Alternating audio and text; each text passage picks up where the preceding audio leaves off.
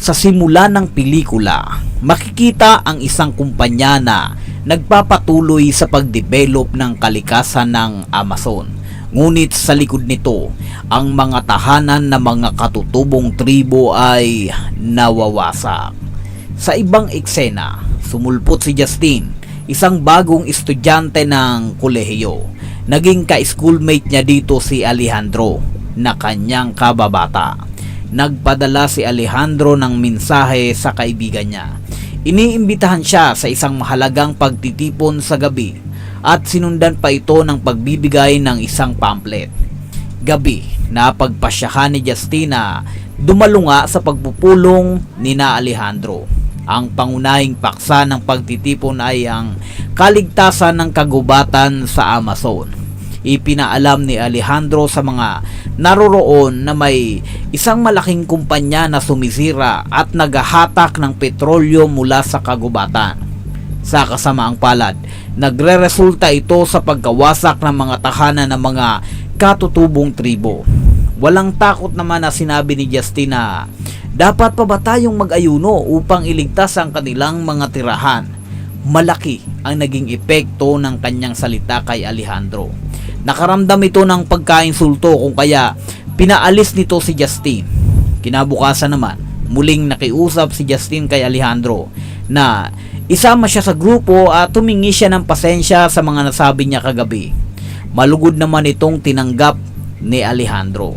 Kasama ang iba pang kaibigan, binuo nila ang isang plano upang ipagtanggol ang kagubatan. Muli sa pagpupulong ay nakita nila ang risk ng kanilang gagawin. Pinaalalahanan sila ni Alejandro na delikado ang gagawin nilang ito. Ang minahan ay binabantayan ng mga armadong militar at higit sa lahat ay walang signal dito. Kaya't batay sa kasulukuyang sitwasyon, nagplano sila ng gusto. Ang kanilang nakalatag na plano ay bibisitahin nila ang lugar isang araw bago ang aktwal na pagkilos. Kinakailangan nila ng illegal na pag-access sa signal at pagkatapos ay magbo-broadcast sila ng live streaming. Sa paraang ito, ang kanilang video ay magiging viral at matatangkilik ng madaming tao. Magiging dahilan ito upang mapilitan ng kumpanya na ihinto ang kanilang nakakasirang mga gawain. Pagkatapos nito ay tumuloy na sila sa airport upang makasakay sa eroplanong magdadala sa kanila sa Amazon. Sinalubong naman sila ng isang mayamang binata na sinasabing pinaka-pinanser nila sa misyong ito. Sa ibang salita, ito ang responsable for collecting funds at nag-aasikaso ng kanilang mga gastusin. Nabigla si Justin at nagtatanong sa kanyang sarili kung bakit siya lang ang nagtataguyod ng gastusin ng lahat. Nagdududa dito si Justin na di kaya isa itong miyembro ng kartel or anumang sindikato. Pagkatapos ay sumakay sila sa kanilang maliit na eroplano at nagpapalipad sa kanila papunta sa kanilang hotel. Kinabukasan ay matagumpay na rin silang nakarating sa gubat. Pagdating nila roon, sila'y nagbihis agad ng uniforme na ibinigay ng kaibigan ni Alejandro at ibinigay sa bawat isa ang mga kadena o kandado na gagamitin nila upang ilak ang kanilang sarili sa mga bulldozer at puno. Gayunpaman, ang kandado ni Justin ay hindi gumana at hindi nailak. Lahat sila'y nababahala pero patuloy na nagpuprotesta habang nakasuot pa rin ng mga maskara. Sa panahong iyon, lumapit ang mga tauhan ng seguridad ng kumpanya at kinunan ni Alejandro ang pangyayari na habang naka-live stream. Sinubukan ng mga tauhan ng security na hulihin sila, subalit paano nga naman sila mahuhuli kung sila'y nakalak? Ngunit nahuli ang pansin ni Justin ng isang tauhan ng security dahil hindi gumagana ang kanyang kandado. Kaya tinutukan siya ng baril nito, tinanggal ang kanyang maskara at akma ng papuputukan ng baril. Ngunit sinabi ni Alejandro na abogado sa United States ang ama ni Justin, kung kaya malalagay sila sa mas masamang sitwasyon kung hindi nito ibababa ang kanilang sandata. Wala nang nagawa si Justin at inaresto siya ng sundalo. Bigla na lang nakareceive ng tawag ang leader mula ito sa kanilang amo. Kinukumpirma na naka-live stream ang grupo. Inutusan nito ang mga tauhan na ibaba ang mga baril nito kung di ay malalagay sa alanganin ng grupo at ang kanilang proyekto. Dahil sa tawag na iyon ay nailigtas ang lahat at malaya silang nakalabas. Habang pabalik na sa eroplano, inaresto sila ng pulis, subalit binayaran lang ng kanilang leader ang pinakapinunong militar. Naging dahilan nito upang makasakay sila sa isang pribadong jet imbis na sa helicopter ng mga militar. Habang nasa eroplano ang kanilang saya ay hindi mapigil. Ngayon ay sikat na sila dahil sa ang kanilang ginawa ay nag-viral sa buong mundo. Sila ang sentro ng bansa at sila ngayon ang pangunahing balita sa lahat ng social media, sa YouTube, sa Facebook, TikTok, Instagram at marami pang iba. Ngunit nalulungkot dito si Justin dahil tila ay ginamit lang siya para sa pangsariling interes ng grupo. Nilapitan siya ni Alejandro at sinabing sa una pa lang ay binalaan niya na ang lahat ng kasapi sa maaring panganib na kaharapin nila.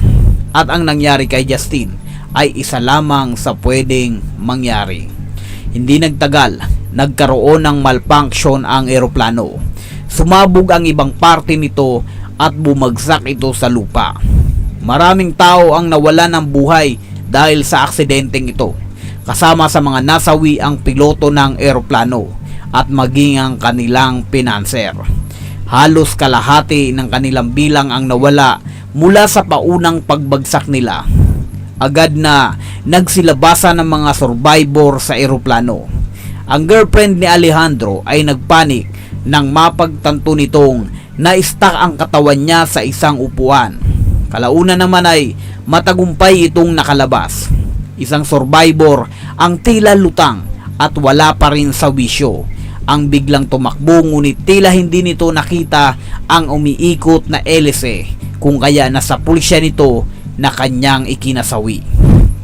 Dala ng hilakbot sa mga pangyayari ay natataranta ang bawat isa. Ngunit pinapakalma lang sila ni Alejandro. Iniipon at nagsalita ng mga magagandang bagay upang makapakalma ang kanyang mga kasama. Nakarinig at nakakita ang girlfriend ni Alejandro ng mga tao sa paligid. Sinabi niya ito sa grupo.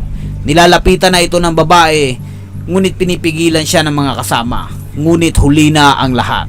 Pinana ang babae sa leeg. Nilapitan ito at niyakap ni Alejandro.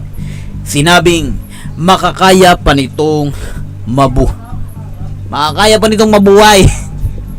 Tinamaan sa leeg, badlahan. Grabe. Ngunit paano pa ito ngayon mabubuhay kung sinundan pa ito ng isa pang pana sa ulo? Nagkagulo sila at hiwa-hiwalay na tumakbo. Ngunit isa-isa silang pinana ng may halong lason na nagpabagsak sa kanila sa pagkatulog. Dinala sila ng tribo sa kuta nito. Dito ay nanghilakbot ang mga bihag nang makita nilang may mga kinakatay na katulad nila. Excited at naghihiyawan ng mga tribulante dahil sa nakita nilang mga bagong bihag. Ang kaibigan ni Justin ay nagkaroon ng kapahingahan at kapanatagan ng ang kumuha sa kanya ay mga katandaang babae. Tila inaalagaan siya nito at pinapainom ng tubig. Pinapahiga upang makapagpahinga. Kitang-kita naman ito ni na Justin mula sa kulungan. Napapikit saglit ang lalaki at sa kanyang pagdilat ay nakita niya na wala na ang mga matatandang babae, kundi isa namang grupo ng mga lalaking barbarong tribo ang nakapaligid sa kanya. Dito ay kahindik-hindik na tila baboy na dina-dragonfly ang lalaki. Sa pagsaksi sa sinapit ng kasama ay mas lalong nakaramdam ng takot at kawalan ng pag-asa ang mga bihag. Upang mapanatag ay may inamin sa kanila si Alejandro. Mga kasama, huwag kayong mawala ng pag-asa. Ang ginawa natin ay hindi mapatigil ang ginagawa ng pagmimina sa bundok na ito. Na-delay lang natin sila. Nagtataka naman si Justin sa mga sinasabi ng kanilang pinuno. Anong sinasabi mong hindi natin napatigil? Justin, ang ginawa nating pagprotesta at pag-livestream ay hindi nakapagpahinto upang ubusin ng mga tribulante. Yung unang kumpanya ay na-delay lang natin. Pero after 3 days, muli silang babalik at ang mga tribong ito ay kakatayin din nila. Kailangan mawala at maubos ang mga kanibalistang ito. Kung gayon sinasabi mo na baliwala lang pala lahat, yung inilagay natin ang ating mga sarili sa delikadong sitwasyon, baliwala lang lahat ng yon, pinigilan naman siya ng mga kasama. At sinabi nitong, huwag ka nang magalit Justin, isipin mo na lang na dahil sa sinabi ni Alejandro, meron na tayo ngayon ng pag-asa. Meron na tayo ngayon ng chance na mabuhay. 3 araw lang ang hihintayin natin Justin. At lahat ng mga nasa paligid natin ay pupulbusin ng mga yan. Inisip na lang lahat ng grupo na ang sinabi ni Alejandro ay isang blessing in disguise. Na ngayon nga ay mayroon na sila ng chance na mabuhay kung sakaling darating ang mga bulldozer pagkatapos ng 3 araw. Kinabukasan, kinuha ng mga katutubo ang 3 babae. Gamit ang daliring kahoy ng babaeng katutubo ay sinuri nito ang mga bihag kung meron pa ng mga virgin dito. Sa unang 2 babae na kanyang sinuri ay wala silang reaksyon. Ngunit nang mapag-alaman nilang virgin pa si Justin ay nagkaingay at kasayahan ng mga katutubo sa nalaman. Dinala nila si Justin sa isang kubol at pagkatapos ng ilang oras ay muli nila itong ibinalik sa kulungang kahoy na maraming pentura sa mukha. Samantala, sinubukan ni Michelle na tumakas, ngunit bago pa man ito makaakyat ay pinigilan ito ng lalaki at sinabing upang maging epektibo ang pagtakas niya ay tutulungan niya silang madistract ang nagbabantay. Pinatunog nito ang cellphone at itinapon sa malayo. Agad itong hinabol ng nagbabantay. Ngayon ay nagkaroon ng tsansa si Michelle na makatakas. Nakaka-thrilled man ang pagtakas ay matagumpay naman siyang nakarating sa bangka. Maya-maya may mga lumapit na bata sa kanila at binigyan sila ng pagkain. Agad naman itong kinain ni Alejandro. Nandidiri naman si Justin at sinabing, grabe ka! Hindi mo ba alam kung saan gawa ang mga pagkain nila? Hindi mo ba nakita kung paano nilang dragonfly ang ating kasama? At pagkatapos ay ginawa nilang pagkain? Ngayon naman ay kakainin mo yan? Ngunit sinabi ni Alejandro, kung talagang nais mong mabuhay o umabot ng 3 araw hanggang sa dumating ang mga bulldozer, kainin mo ang anumang pagkain na ibibigay nila sa iyo. Kailangan natin ng lakas. Sumang-ayon dito ang grupo. At pagkatapos ay lahat sila ay nilantakan ng pagkain na hindi man lang nila alam kung ano at kung sino ito. Si Rhea, ang nobya ni Michelle, ay tila gutom na gutom din itong nilantakan hanggang sa maubos at masaid niya ang mangkok. Nang sa kailaliman ay napansin niya ang tila tinta. Nakita niyang ang tinta na ito ay tila ang tattoo ng kanyang nobya. Napagtagpi-tagpi niya ang mga nangyayari sa paligid dahil di niya matanggap na ang kinakain niya ay isang kapangyarihan ng Dragon Balls. Binasag niya ang mangkok at ginawa itong fried chicken sa kanyang leeg. Dinais man nilang iligtas ang babae ngunit huli na. Nakaisip ng ideya si Joseph. Sinabi nitong pag nakita ng mga tripulante ang katawan ni Rhea ay siguradong isasalang din nila ito. Kung kaya gamit ang natitirang mahiwagang damo ni Joseph ay ipinasok nila ito sa bibig ni Rhea upang mahay ang mga tripulante pag ginawa na nila ang pagda-Dragon Balls. Tulad ng kanilang plinano ay ganoon nga ang nangyari. Matapos nilang maisalang si Rhea, ay nawala na ang mga ito sa ulirat. Ang iba ay tawa ng tawa, ang iba naman ay tila may nakikitang mga engkanto sa paligid, at ang iba ay tuluyang nakatulog.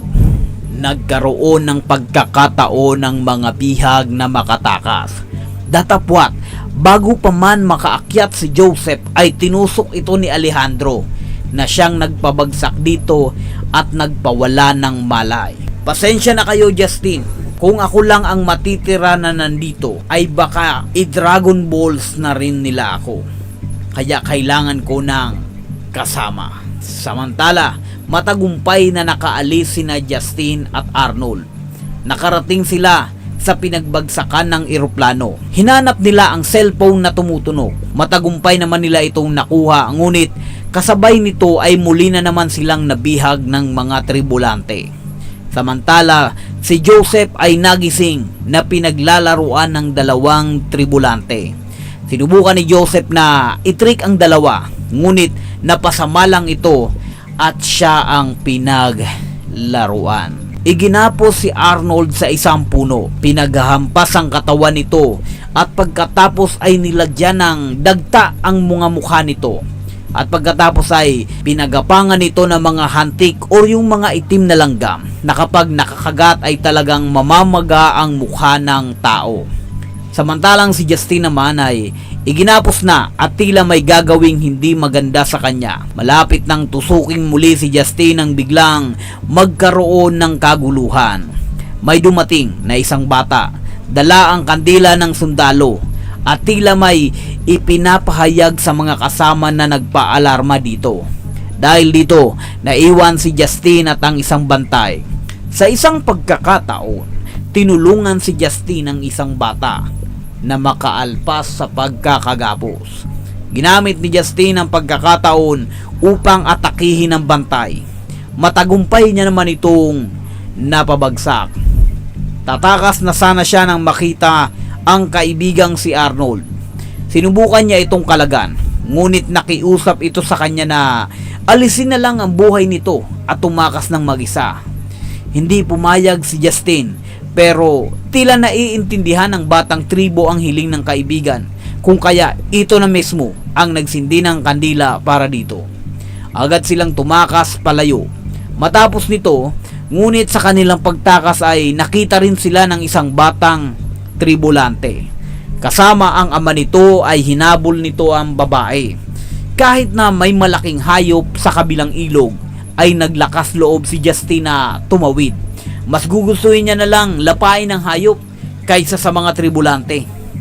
Sa kabutihang palad ay hindi naman siya nito kinain.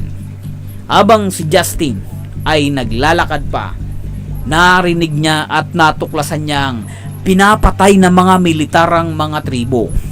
Pinatigil niya ito at nagkunwari siyang binobroadcast niyang muli ang ginagawa nito upang hindi na makita ng mga militar na peke lang ang ginagawa niya. Ay binasag niya ang kanyang telepono.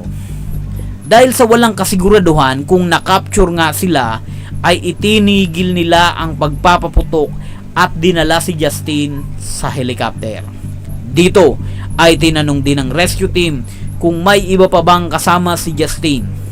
Bagamat alam ni Justin na naroroon pa rin si Alejandro, ay sinabi nitong wala na at tanging siya lang ang mag-isang nakaligtas. Wakas. Maraming salamat kaibigan sa patuloy na pagtangkilik at pagsuporta sa ating channel na Tagalog Pinoy Movie Recap. Muli, ako si Richard Belen. Goodbye.